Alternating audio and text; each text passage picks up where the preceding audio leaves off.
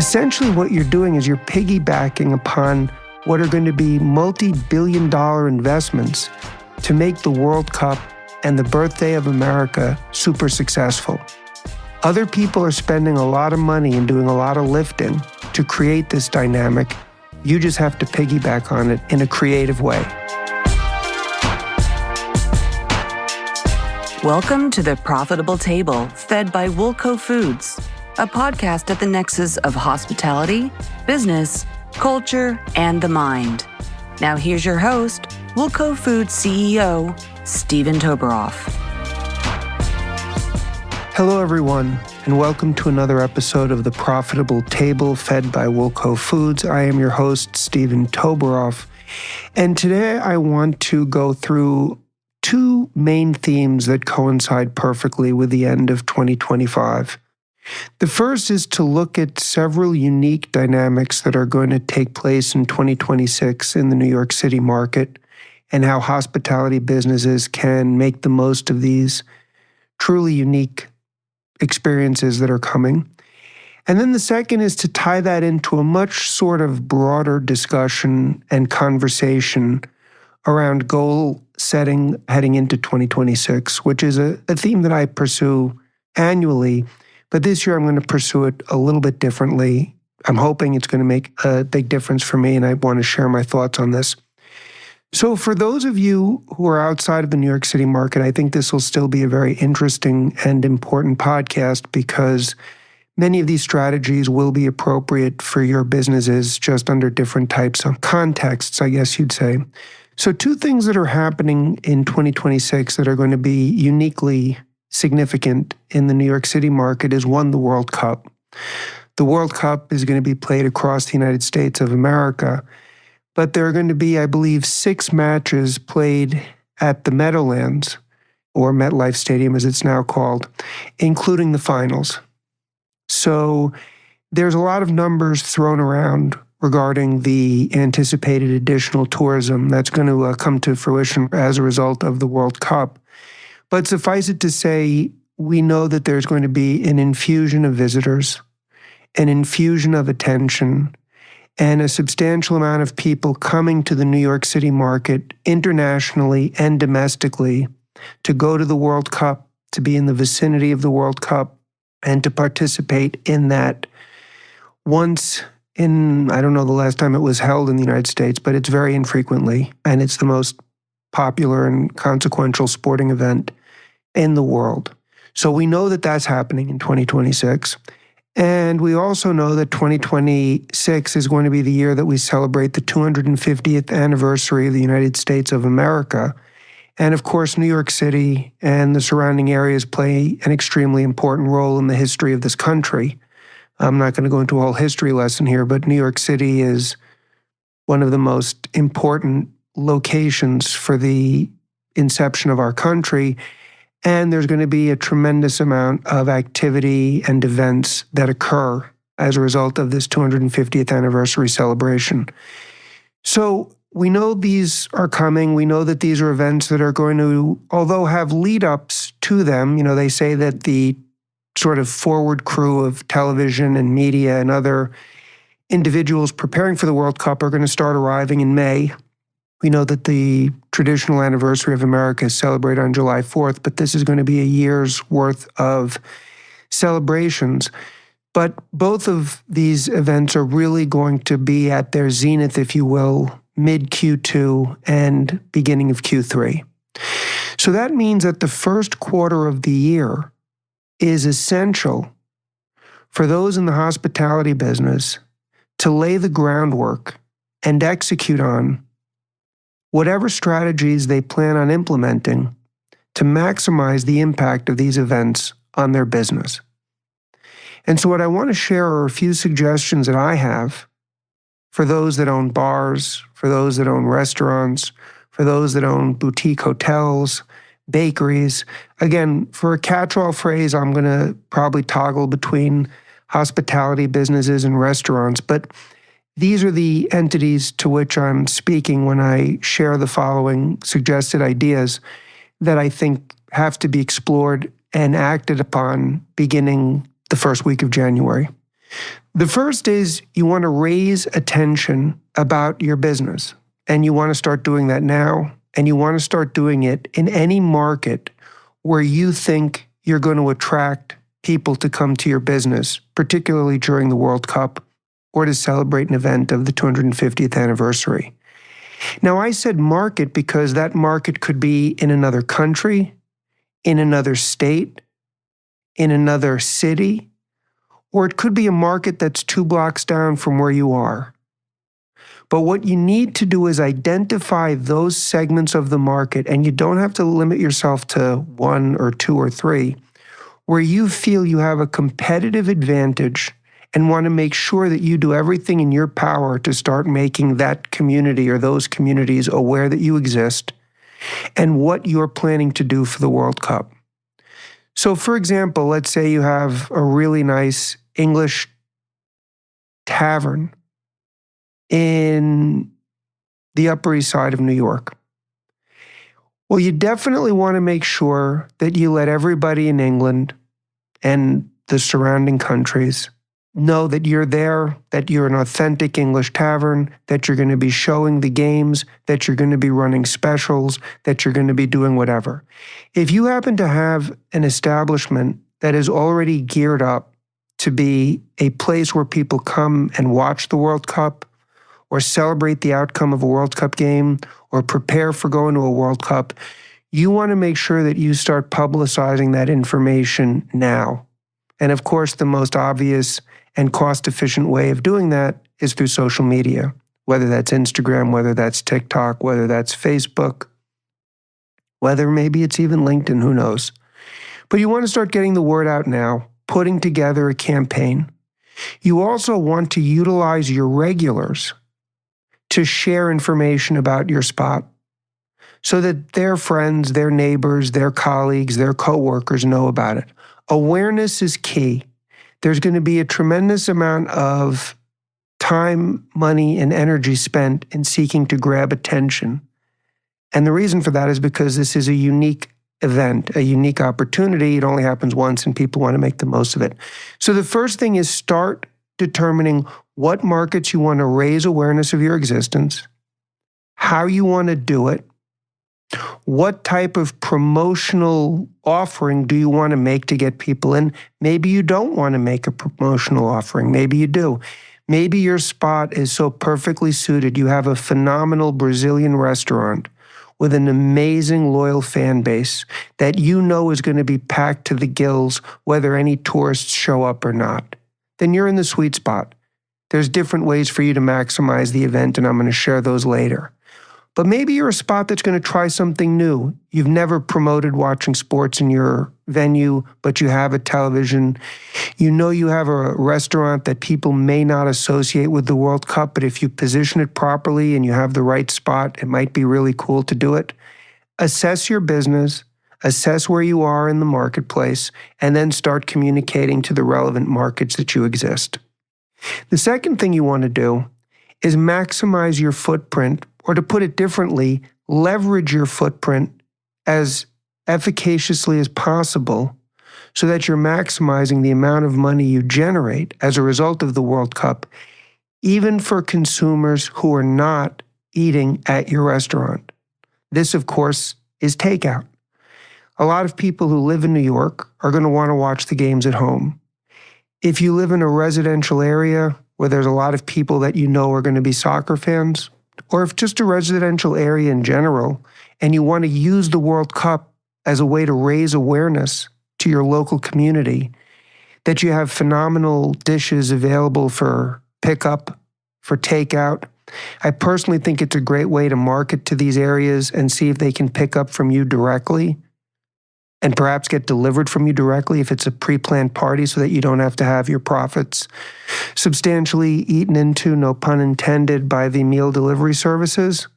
But you definitely want to be aware of what environment are you in and what type of marketing can you do to make the area within which you operate aware of what you offer so that those businesses, those families, those communities that are going to watch the games at home think of you as a place to order their takeout and party food for.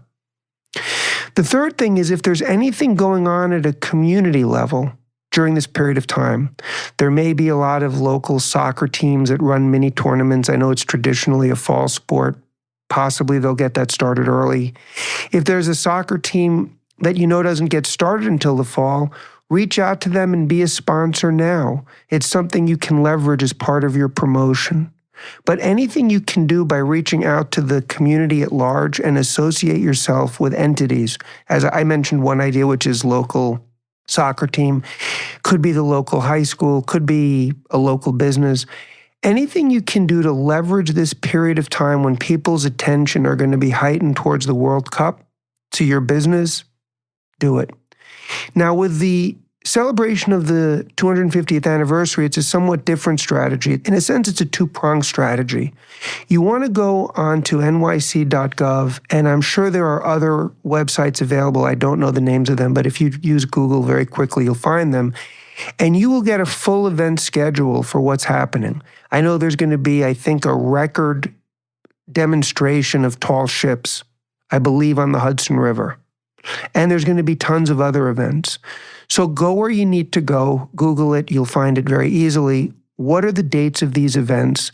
And start promoting your business on the dates of those events, particularly if you're in proximity to what's going on that particular day. So if you have a phenomenal bistro in the West Village or Soho or somewhere near the Hudson River on the day or the days around that Tall Ships event, promote that. Have something special that your local community, if you want to do an outreach, as I suggested with the World Cup, to other markets is aware of.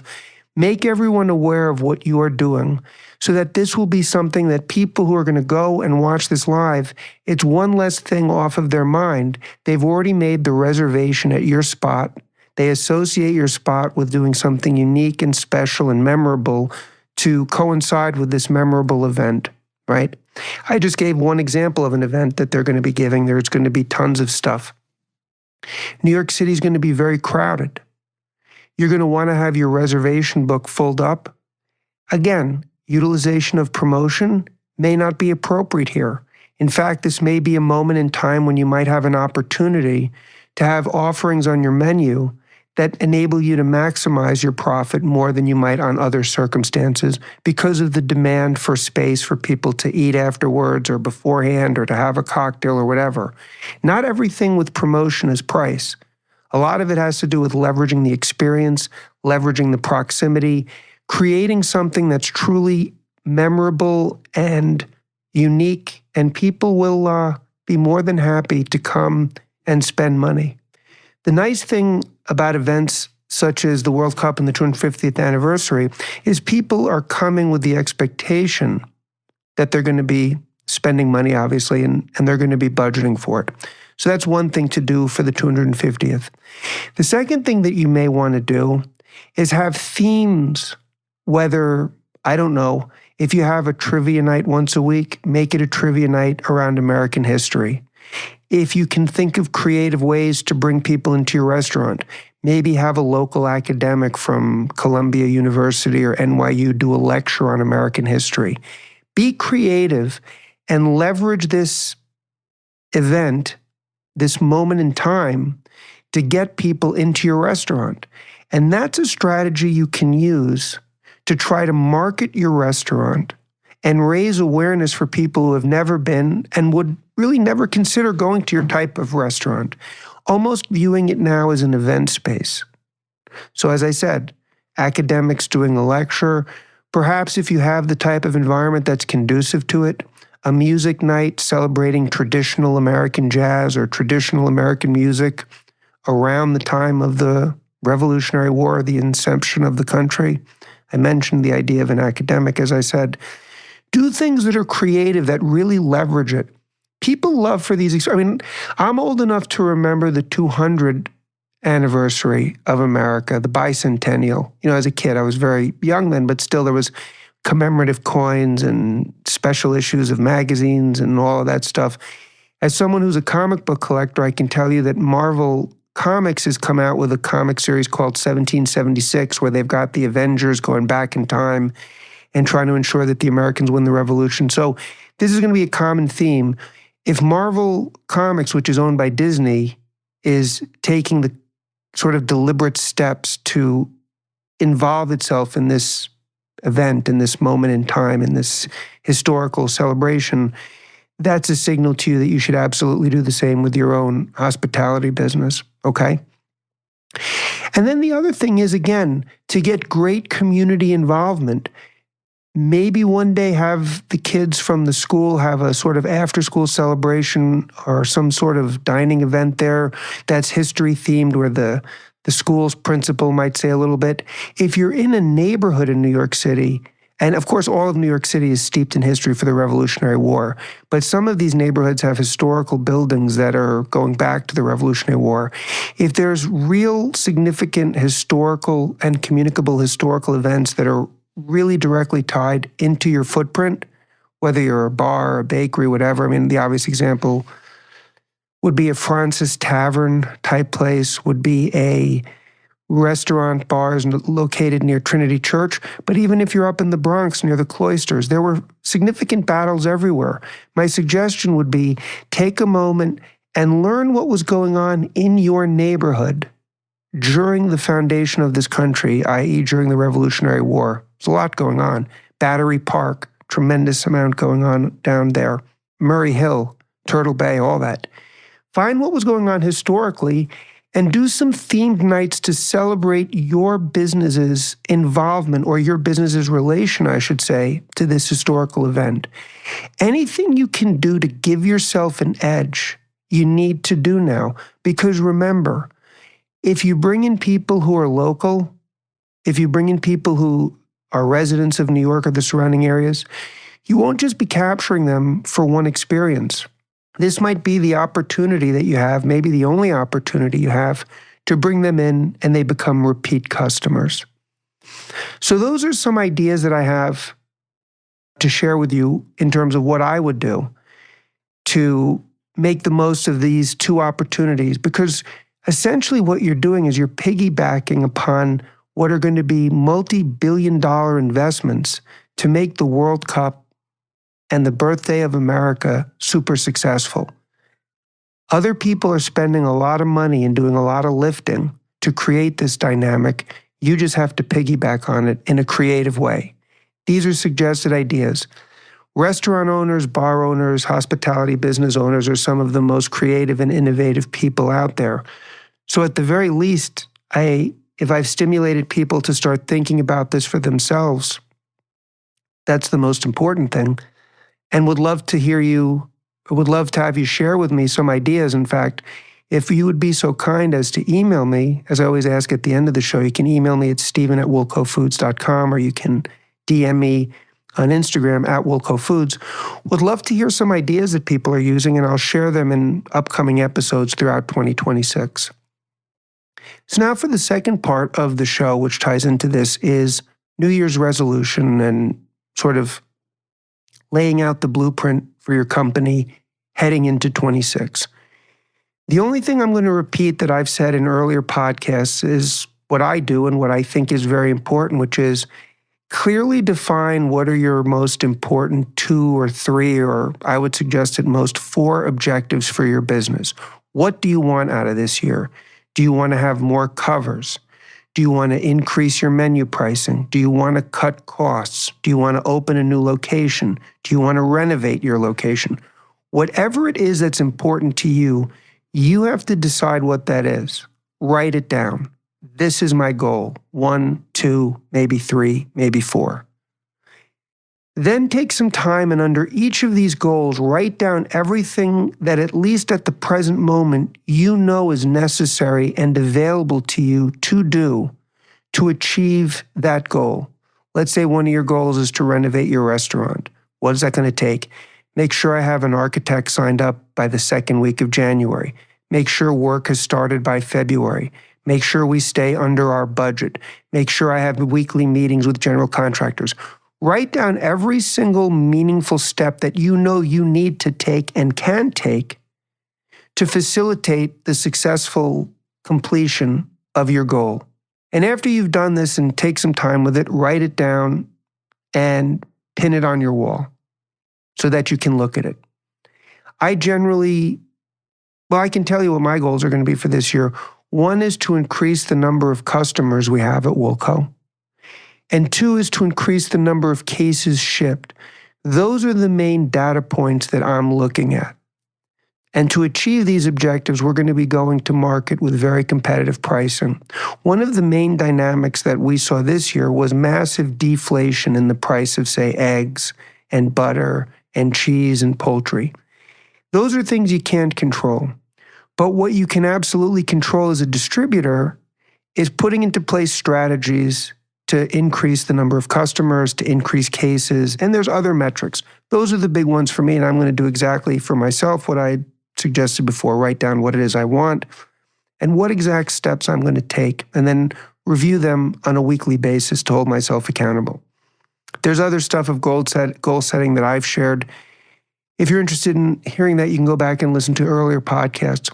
But the second part of this, and this is extremely important, and this is what I've been thinking about a lot, is as the leader of an organization, as an owner, you want to do this process within the context of really understanding and going deep and saying to yourself that whatever I attempt to achieve this year, whatever I attempt to bring to fruition in my company, I have to first really locate and attach my true meaning and significance to in my mind.